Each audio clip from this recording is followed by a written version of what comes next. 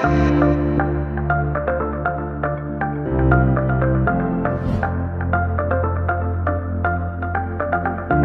today I'd like to introduce Santiago Guzano. He is with Pitcheers. Santiago, how are you doing today? Very good. And you, Travis? Perfect. I'm doing very, very well. If you can, tell us a little bit about you and your company, and let's go from there. Cool. I will start by my name. I'm Santiago Lopez Guiñazú. I'm originally from Argentina, and I left Argentina 10 years ago. In the last 9 years, I lived in New Zealand, where I started my business, Pitcheers. And we then opened an office in Argentina with my business partner. And we then opened an office in Houston, Texas. And now I have been living in Houston for a year. So really enjoying Texas as my new home. And Pitcheers is working to solve the problem that we are seeing on LinkedIn, or every time you talk to people or companies about companies not being able to find the people they need for their teams, and people not being able to find the job that will fit their life. So I'm pretty sure that if you talk to anyone that it's in a professional network, they will agree to say that if they talk to people, they will say that they are not enjoying the job search process as a job seeker. And if you talk to someone that is hiring, they will say that it's really painful to find the right team members for their team. So that problem is the one we are working to solve in Pitcheers. We have done a lot of progress, but of course, there are still a lot of things to do. So yeah, that's a little bit of me. Okay. And Santiago, do you guys specialize in one particular area, or?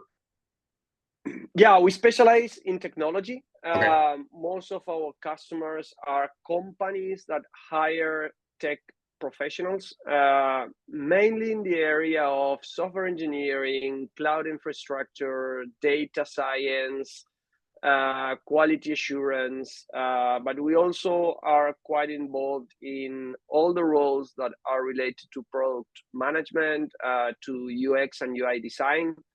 And of course, when we have a good relationship with our customers that we have been working for many years, we many times help them with other areas like maybe marketing or finance. Sure. But our niche is technology.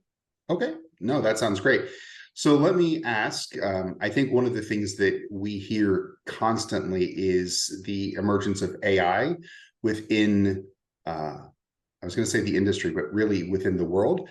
Are you guys using AI to bring candidates and employers together, or are you still kind of doing everything manually, or how are you going through that process? That's a very good question. We definitely use technology to do our work. What I see in most companies is that they're using technology like AI to decrease the amount of conversations they have. Of course, because time is limited, it's a limited resource, and it costs money as well, having resources, meeting people.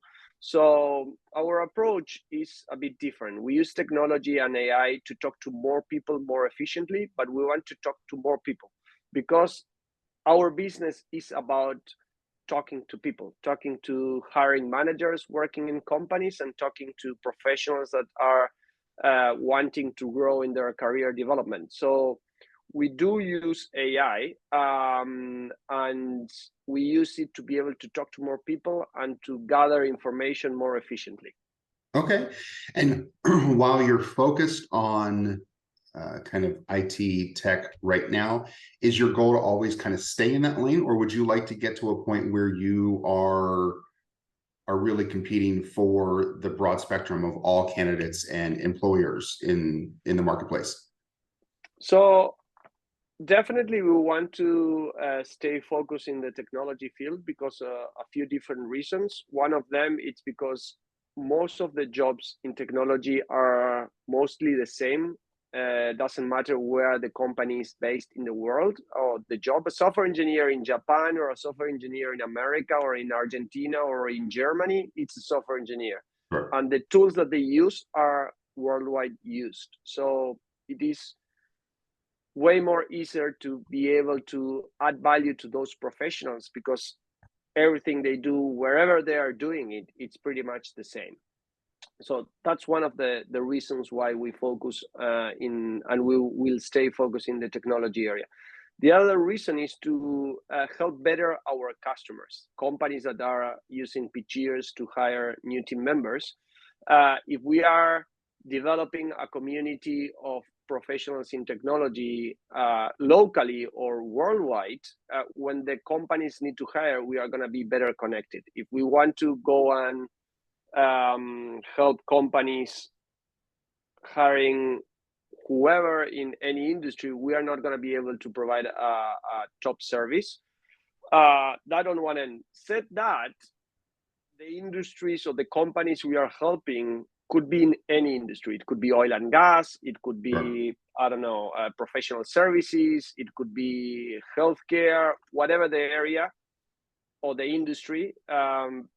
If they are looking to hire people in technology, we can help those companies, regardless if they're not a tech company. It's not that we focus on tech startups or tech companies, like, yeah, whatever. Yeah. Sure. You know, in this day and age, there are very few companies that in some way, shape, or form aren't a tech company. I mean, even McDonald's now has an app. They've technified themselves, right? So I think that the proliferation of moving towards that is something that we will continue to see.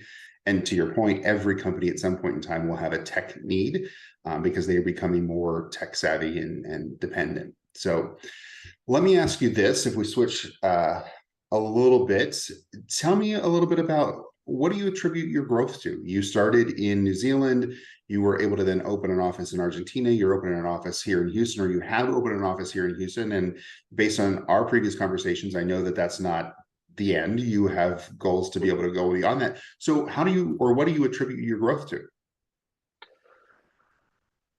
As I was saying, a software engineer, it's going to be doing the same job wherever they are in the world. Like, the job is the same. And because of that, it's very common that people keep moving countries in the pursuit of their career. So when I was in New Zealand, there were quite a few people from South America wanting to move to New Zealand. And when I was in New Zealand, there were people moving to America. And these people they are from all different countries, and they are traveling the world in the pursuit of the best career they can have. So I know people that went from Mexico to New Zealand, they worked there and then moved to Seattle, Washington, and then people that moved from New Zealand to Argentina and then to Spain. So basically what we want to do in Pitcheers is be able to offer these professionals the opportunity to find a job no matter where in the world, and be able to support them through this journey. Looking for a job, it's not an easy job. It is quite tough and quite lonely, where there's a lot of frustrations and a lot of vulnerability.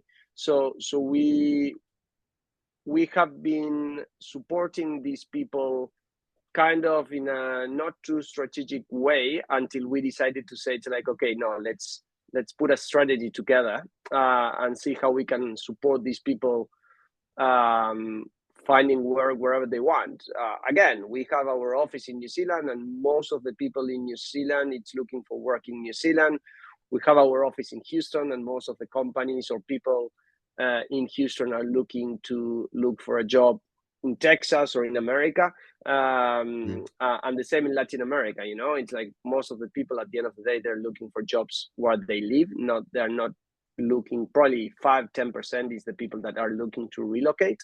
But we saw that as an opportunity to provide more value to the professionals we work with, and also to the companies we work with, because again, talent in the technology field is quite competitive. Mm-hmm. So many times it's hard to find the people you need in the city you live, and that's why companies in the tech field are way open to hire people remotely or to sponsor visas to bring the people to the city where they are. And again, having a presence in different places, it helps us to help better our customers. Okay, it's unique to me. I think we will all look back on 2020 and COVID as a terrible period of time. You know, there was isolation and nobody ever they didn't get to spend time with family and friends and things like that. But it has presented a unique idea in the fact that I was living in New York City at the time, and a lot of our friends ended up moving out of the city and moving to other places because their jobs went remote. And so now they're able to kind of balance their remote job with living in a place that they want to live. And it sounds like you're kind of helping bridge that gap as well. You have people that might be in one country, maybe in one location, and they want to be able to find a work-life balance and a lifestyle balance that they've been looking for. And so the entire thought process behind employment has really begun to become globalized. People are globally moving, and you yourself, you've lived in 3 different countries, 3 different continents. It's kind of amazing that we're seeing that happen. And I don't know that it's going to slow down anytime soon. Are you seeing that speed up? Well, of course, you see a lot of companies asking their employees to go back to the office. That's something that is happening. Still, even before COVID, a lot of companies having tech teams, they had their teams distributed around the world. So again, more or less, I think this is still a thing. People moving countries in the technology field, at least. People working remotely, people going to the office, having a hybrid kind of way of working. So yeah, I don't think this is gonna stop. Sure. I think it's gonna evolve in different shapes and forms. But yeah, definitely not stopping. Okay. And along those lines, I think that one thing that a lot of employers get nervous about at having remote workforces is they feel that they lose some oversight of their employees. But you, as an employer on a global scale, you have employees in 3 different countries, 3 different continents. How does that look to you, not only as an employer and managing through that process, but also as a supplier of candidates that are also going to be managed through that process? What does that look like to you? And said or asked differently, are there any pieces of advice that you would give other business owners in how to manage through a remote workforce? Yeah, that's a fair question. So we do have people in Argentina, and in Argentina, not only in one city, but in 4 different cities. Okay. And then we have people working in New Zealand, again, in 2 different cities. And here in Texas, in Houston, we are 2. We are both in Houston, so it's the only country where we have people all the people is in the same city. And then we have people in the Philippines as well, and they're working in different cities as well. So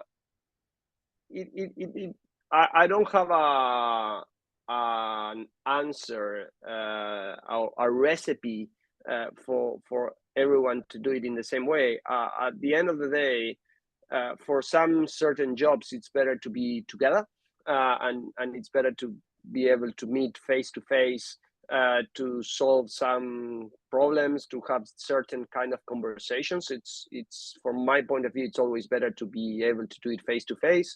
For many other things, it's definitely possible to be able to work remotely.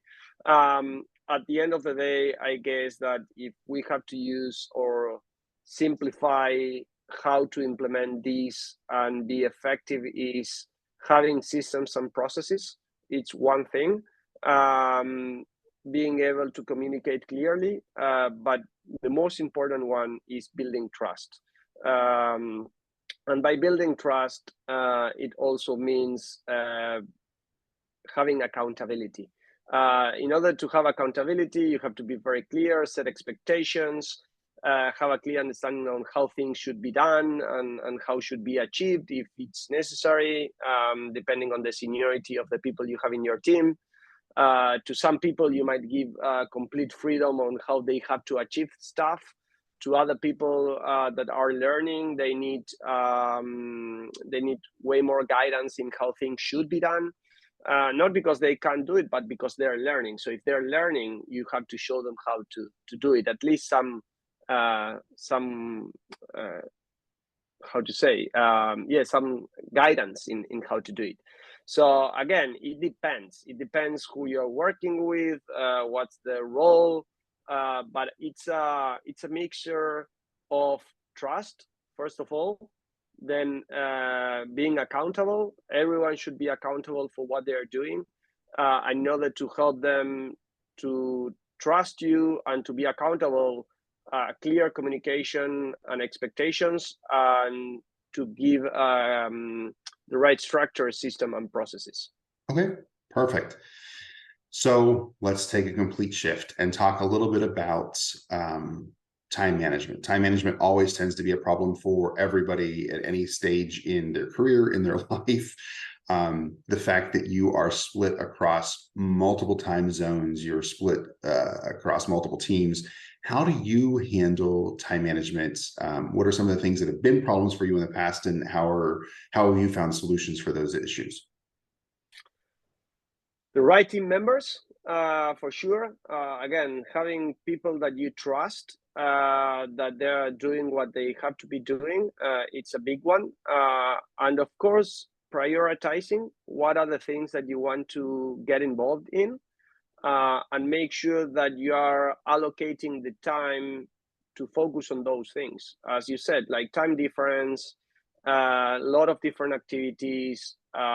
It is important to have the right team together, so everyone is has a clear understanding of what's their goal and how they contribute to the team. And for myself, it is about having a very clear understanding of what I'm accountable for, and having a calendar that reflects that accountability that I'm having, and not figuring out every day what I should be doing, but planning my weeks, planning my days, and putting a time and day to achieve stuff. And one of the things that I have to work on daily basis to be able to do it is to, okay, I have to do this, I commit to that, and that's it. Like, there's no second thoughts of I'm feeling like doing this now, or I'm in the mood, or I'm not in the mood. It's like, no, this is what needs to be done. I do it. Easy to say, hard to achieve. But the point is working towards achieving it by understanding what it is that you have to achieve, when and where you're going to be at, where you're going to be working towards that, putting it in your calendar, and then not thinking if you want to do it or not. You just do it. Again, it's easy to say, hard to achieve. Of course, then life happens, and you have to reprioritize or reorganize your day. But if you have a clear understanding of what you have to achieve and what are the most important things for you and for the business, then it's way easier to achieve. Perfect. Thank you. Said that, I would like to add one thing that I said, but I would like to put some emphasis on it, is being able to trust your team members. Yeah, I think that that's absolutely crucial. It's interesting because for 15, 17 years, I worked for companies that were based in Germany, and I was at different places in the United States. And sometimes that time difference is actually kind of nice because they're finishing up their days, you're starting your day. So it gives you time to kind of get through all the stuff that they need and allow you to focus on the things that you need. And it's just kind of a handoff. But again, there is a lot of trust there. If they don't trust you, you don't trust them, then it's a slog, and the work never gets done, or it never accomplishes or completes. So that trust is extremely important. I think the one question, sorry, go ahead. To gain that trust, also, it's important to get to know the people you're working with. Yes. It's not just about the work, but also it's understanding who is on the other side, like, who is the person on the other side, what's going on in the life of that other person, to gain their trust. It's not just about work. And taking the time to build that relationship is important. Many times people don't do it because they don't think it's necessary. So I think that brings up a great question, and that is, if you're I agree with you that building relationships with your team is extremely important, and maintaining those relationships. My question is how do you do that and still draw a line in the fact that at some point in time, you're going to ask for feedback from your team on a concept or an idea, and they're going to provide that feedback on that concept or idea. But you have to take all of that their thoughts, their ideas, and filter them out to the path forward for that specific product or that concept. And how do you balance those two things between not getting too bogged down or too taken away from your thought process and your idea, but still bringing your entire team and your entire surrounding of relationships together? So by building a relationship doesn't mean that you have to be friends with your different team members. It doesn't mean that you have to get involved in their personal lives. But yes, it means that you have to be aware of what is important to them, and respect that, at the same time that, again, they are people over, like, above employees, they are people, and you have to understand that they have a life and that they might have their challenges and so on. So acknowledging that, only doing that, people are more open to see that you value them first as a person and second as an employee. Said that, it doesn't mean that because I know that you're struggling in different things, that you still have to be accountable for what you're accountable. Sure. One thing doesn't take the other one. And in order to, and of course, with some people, you will have a more closer relationship because maybe you share common interests in sports, in fashion, in whatever. And with some other people, you won't share those things. But it's important to understand who is the other person. What is the other person going through as a person, and recognizing that it's important to understand that. And then there's the other aspect that it's, okay, you're accountable for something. And as a team, we have to achieve our individual goals to support the overall goal of the team and the company. And I think that the way to achieve that is, as you find time to talk about a product, a service, a goal, is you have to find time to get to know the other person. And of course, it's easier to do it in the office, but I have started relationship with people that works together with me during COVID, and I didn't get to know them after a year and a half. And still, it was important to have that moment to understand who is the other person. Again, you might be more closer to one than the other because of common interests, but the most important thing is to understanding that that person is a person above an employee, and it's important to get to know who they are, and it's important they know who I am. It goes both sideways. Perfect. So one last question that I want to ask. If you were to look back, you started this company a number of years ago. What's the one piece of advice you would give either yourself, if you could go back in time and say, hey, don't make this mistake, or do this faster, or do this slower, or one piece of advice that you would give to other business owners that are trying to start a company? What's that one piece of advice you would say, this is something that I learned that I think that you should learn from as well, that you would provide? I would say 2 or 3 things. One thing is everything takes more time than you think. Always. It always takes more time that you thought it was going to take. And the second one is, if you're starting a business from scratch, put systems and processes as soon as you can. Doesn't matter that it's 1 or 2 people or 3. The more clear on what and how things should be done, the better. And that doesn't mean that once you do it, you don't change it. Like, of course, it's going to evolve. But I believe that having systems and processes encourages a more clear communication. And with a more clear communication, you avoid a lot of misunderstandings. Perfect. Santiago, I greatly appreciate the time, and I will speak to you soon. Thank you very much for having me, Travis. And yeah, looking forward to talk soon. Sounds good. Thank you.